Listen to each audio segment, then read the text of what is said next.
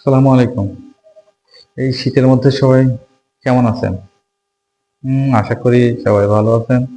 তবে আজকে আমরা কিছু শীত নিয়ে কিছু ইংরেজি শিখব, শীত সম্পর্কিত। তো প্রথমে শুরু করি।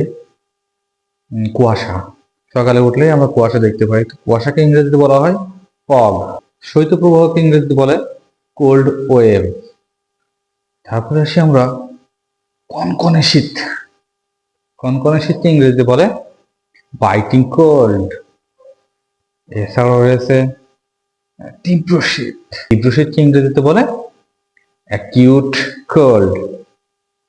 যদি আমরা বলতে চাই সমগ্র দেশে এখন শৈত্যপ্রবাহ চলছে, তাহলে বলবো কি আ cold wave is blowing currently over the country.